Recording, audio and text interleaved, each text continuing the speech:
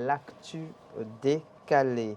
Et on s'intéresse ce matin à la tension entre la RDC et le Rwanda. Que comprendre? On essaiera avec le concours de mes invités de ce matin, Olivier Michel de Compos et Hamzat Abdoulaye, d'avoir donc quelques clés de compréhension justement. Monsieur, bonjour. Bonjour. Bonjour. Bienvenue. Merci. Merci de répondre à chaque fois à notre invitation. Je le disais à l'entame de l'émission, le pape François était en RDC la semaine passée, au détour justement de messages qu'il a eu disons, prononcer par le discours, si vous le voulez. Il a fait cas donc de la tension justement en RDC, une tension à laquelle ne serait pas étrangère, selon d'aucuns, la République sœur du Rwanda. Hamzat Abdoulaye, je vous pose la première question. Qu'est-ce qu'on sait concrètement de cette tension entre les deux républiques? Alors, c'est une tension qui a débuté depuis plusieurs années et cela perdure dans le temps.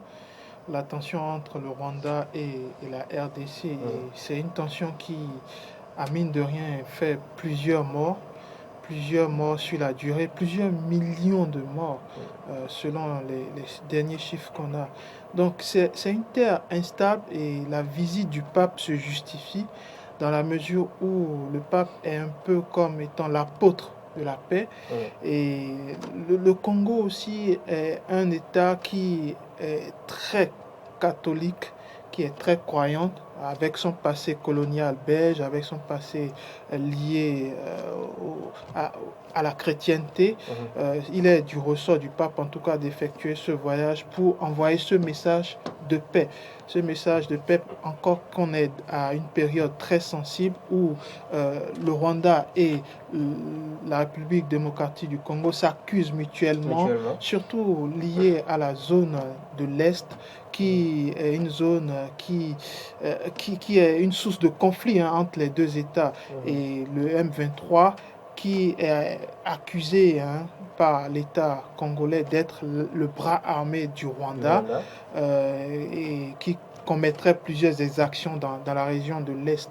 Mais il faut noter que la crise entre le Rwanda et la RDC est une crise qui ne date pas d'aujourd'hui, c'est une crise qui date de plusieurs années, comme je le disais au début, et qui est liée déjà par rapport à l'histoire, parce que en termes d'histoire, on peut se référer déjà avec le début, avec comme cible ou comme date l'année 1885, qui était l'année qui a vu la conférence de Berlin qui avait découpé les territoires africains. Et en ce moment, d'une part, on a retrouvé des peuples qui étaient présents au sein de ces deux États, qui se sont retrouvés du jour au lendemain basculés de l'autre côté de la frontière, donc qui ont conservé les mêmes langues, mais qui n'étaient plus des mêmes États. Et ça s'est exacerbé ensuite après l'indépendance, parce qu'après l'indépendance, on a une république du Zaïre, d'une part, qui avait conservé une partie des rwandophones. Les rwandophones étant donc ces Rwandais qui se sont retrouvés... Exactement, qui se sont retrouvés, par la force des choses, qui se sont retrouvés dans le territoire congolais. Et 12 ans plus tard, Mobutu, le président du Congo à l'époque, avait pris un décret pour naturaliser tous les Rwandais qui étaient présents sur le territoire congolais. Et avec le temps, il y a une fronde, une gronde qui s'est élevée au sein de la population congolaise contre ce décret. Et quelques années plus tard, ce décret sera purement et simplement révoqué. Parce que, justement, les rwandophones, les Rwandais donc, qui occupaient les territoires congolais, seraient accusés par les populations congolaises des actions, de tueries dans cette zone. Et ça s'est ensuite matérialisé ou accentué par le renforcement des forces rebelles à l'époque je peux citer quelques-unes des forces rebelles. Nous avons l'AFDL.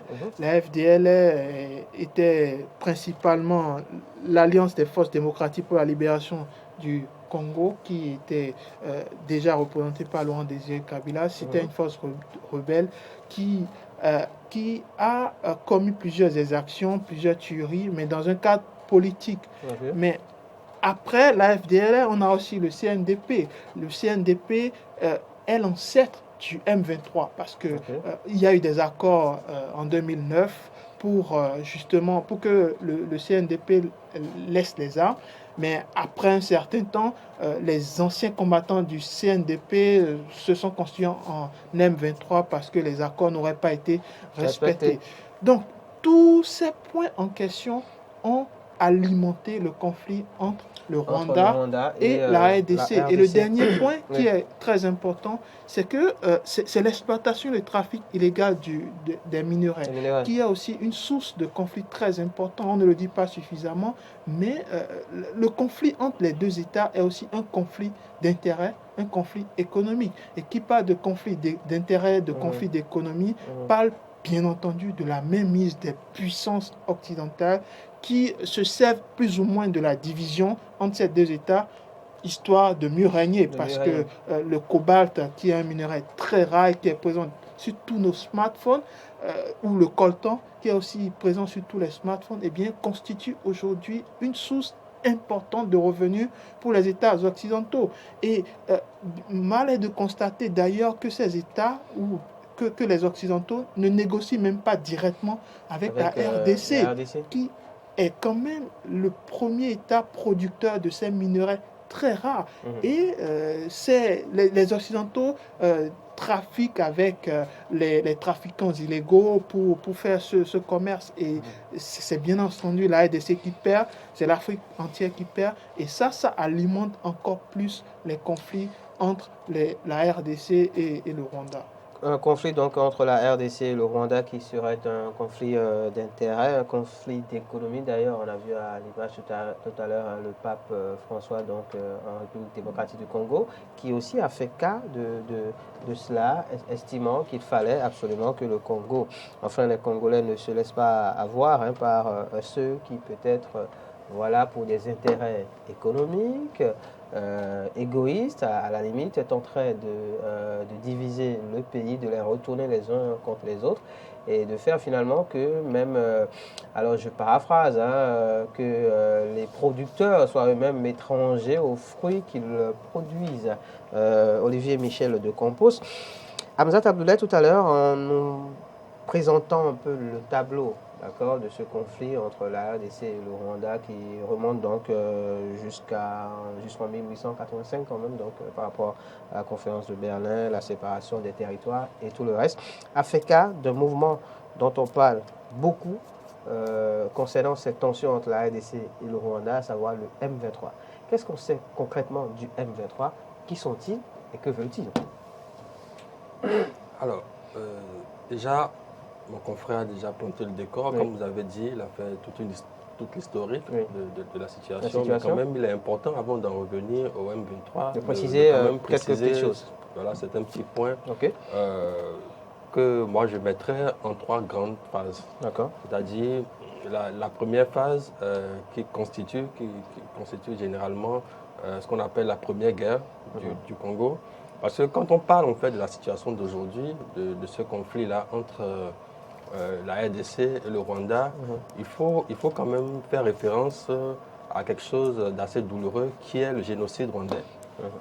La compréhension de ce qui se passe aujourd'hui fait forcément référence donc au génocide rwandais de 1994.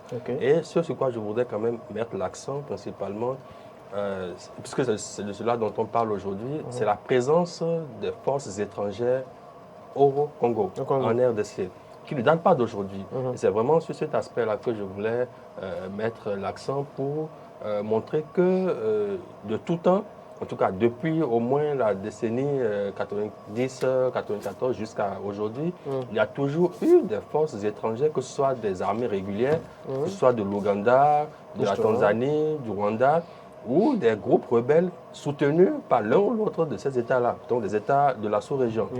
Alors, quand je disais donc 3 différentes phases, la première étant donc le génocide, en tout cas qui découle juste après le génocide, à travers donc 96-97, qui a abouti à la destitution du président zaïrois, Mobutu Sese Seko, soutenu par Laurent Désiré Kabila, soutenu à l'époque par les milices et les groupes rebelles du président rwandais Paul Kagame. Et donc, vous voyez déjà là une première incursion du Rwanda sur le territoire. Puisqu'il faut le rappeler, après le génocide, il y a eu 2 mouvements de population, c'est-à-dire les Tutsis qui se sont réfugiés en RDC et également les génocidaires, certains génocidaires Hutus, qui se sont également retournés réfugiés en RDC, à l'est de l'RDC plus principalement. Et donc, vous avez là les 2 forces qui se sont retrouvées et donc qui ont continué d'alimenter les tensions entre ces 2 ethnies-là. Et donc, si on prend sur cette vague-là, il y a eu cette première guerre du Congo qui a vu le départ du président Mobutu au profit donc de Laurent Désiré Kabila, soutenu à l'époque par le président Paul Kagame. Et donc, juste après, vous avez la deuxième guerre du Congo que l'on qualifie souvent de la première guerre mondiale africaine, compte tenu du nombre d'États qui étaient impliqués dans ce conflit-là. Et donc, là encore, vous avez un affrontement entre les 2 communautés, mais cette fois-ci avec beaucoup plus d'États qui sont présents sur le territoire rwandais.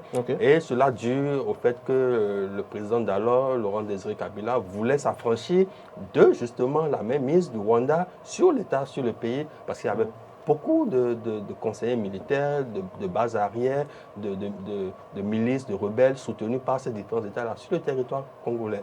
Et donc, cela aboutit à la deuxième guerre du Congo. Et donc, troisième phase, c'est la deuxième guerre qui a duré de 1998 à 2003. Donc, la troisième phase, qui est celle qui commence en 2004, et qui dure jusqu'à nos jours. Jusqu'à présent. Et c'est dans cette troisième phase-là que s'inscrit la guerre du Kivu et également donc, ce mouvement M23, qui, comme l'a rappelé mon confrère, est issu donc, des accords, on va dire non respectés, du 23 mars 2009, qui justement prévoyait une certaine reconnaissance de ces populations-là, rwandaises, en tout cas, qui parlent Kinyarwanda, le Kinyarwandais, en territoire congolais, donc qui se réclament être rwandais. Et donc, il y a cette sorte de sécession ou en tout cas de rébellion contre les autorités. Donc, qu'est-ce qu'ils veulent concrètement? Ce qu'ils veulent concrètement, d'abord, vous avez demandé qui sont-ils. Il faut dire que ce sont des anciens, parmi eux, il y a beaucoup d'anciens militaires congolais. Parce que ça a commencé avec Laurent Nkunda, avec, comme l'a rappelé mon confrère,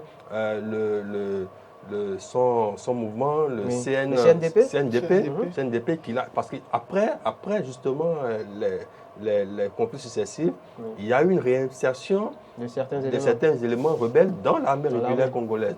Et donc, dès 2004, on a une nouvelle sécession donc, de Laurent Nkunda qui rentre en rébellion contre le gouvernement et donc crée le CNDP. Et donc, là, vous démarrez avec le conflit au Kivu. Alors, donc, c'est composé d'un ensemble de rebelles Tutsis et consorts, mais également de militaires des forces régulières congolaises qui ont fait défection et qui se sont retournés donc contre cette armée. L'autorité. Alors, qu'est-ce qu'ils veulent? Qu'est-ce qu'ils veulent? C'est déjà la réintégration de nombreux de leurs dans l'armée régulière congolaise, la reconnaissance de ces populations-là, la jouissance de leur plein droit parce qu'elles estiment être marginalisées par le pouvoir.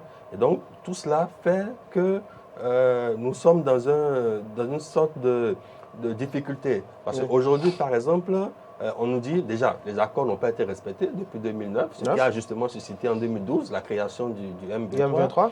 Et depuis, c'est vrai qu'avec tout ce qui s'est passé, la force régionale et les efforts de la MONUSCO à l'époque qui ont pu déloger en 2013 déjà ce groupe de M23, mais qui est revenu avec beaucoup plus de force en 2022. Et jusqu'à aujourd'hui, nous voyons les dégâts que cela est en train de produire. Mais au-delà de cela, quand on prend un peu la situation actuelle, avec la déclaration faite récemment, en tout cas la loi votée récemment par le Parlement congolais, qui déjà, d'une part, traite, c'est-à-dire identifie ce groupe M23 comme étant un groupe terroriste. Et deuxième élément, donc, interdit au gouvernement toute négociation avec ce groupe-là.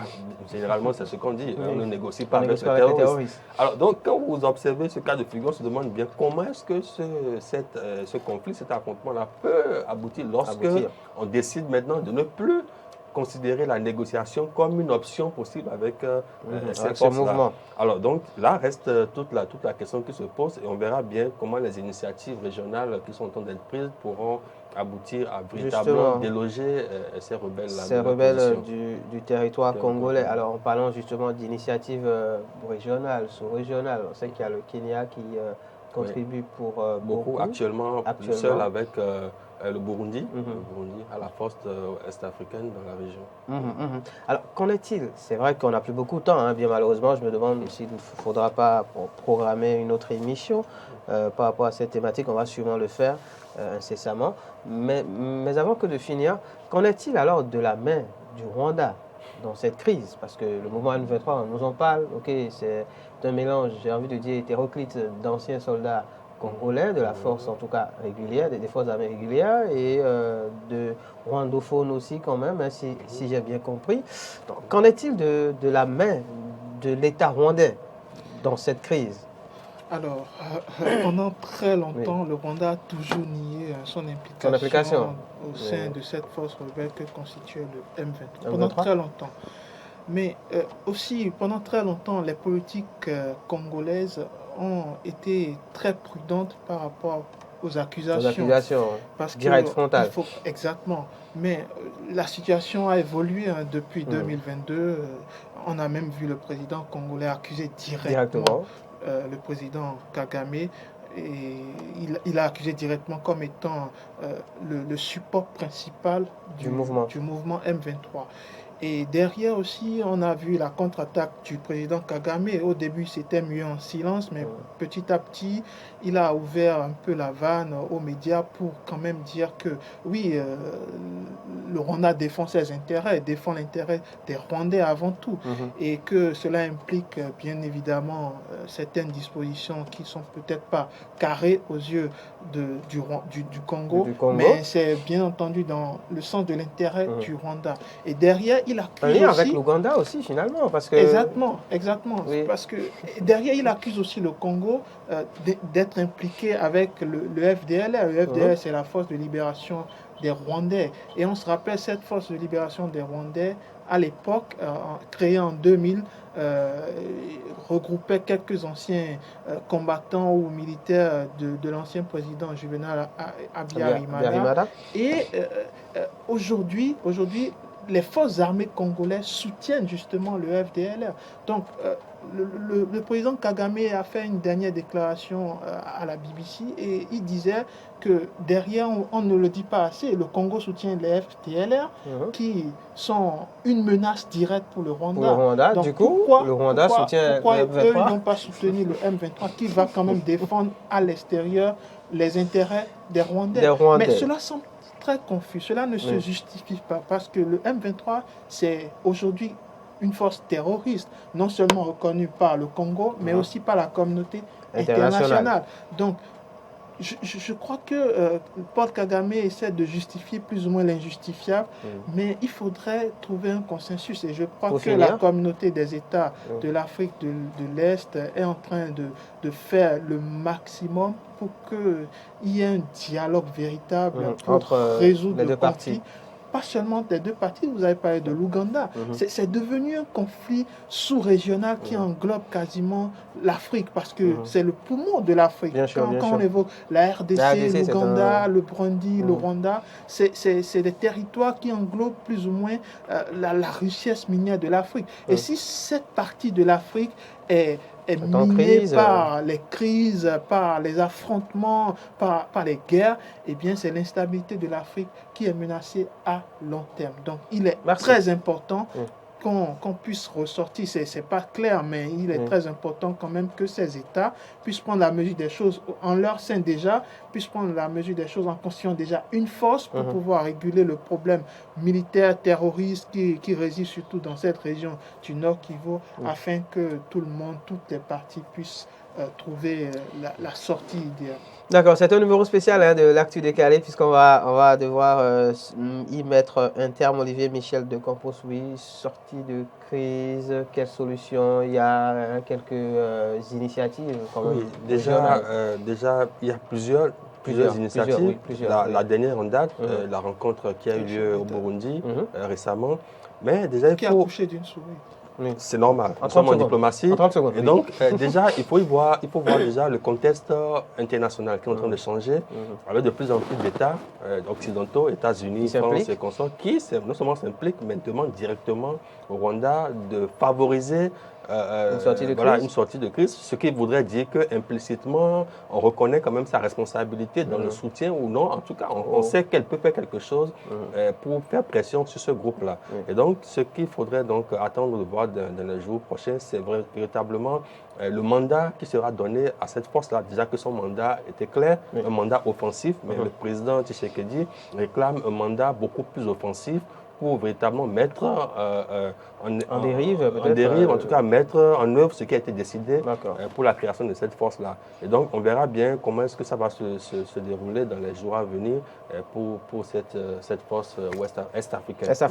Merci beaucoup, Hamzat. Je vais conclure en disant 10 secondes. Ça crée un peu un paradoxe parce que cette force est financée par le Rwanda.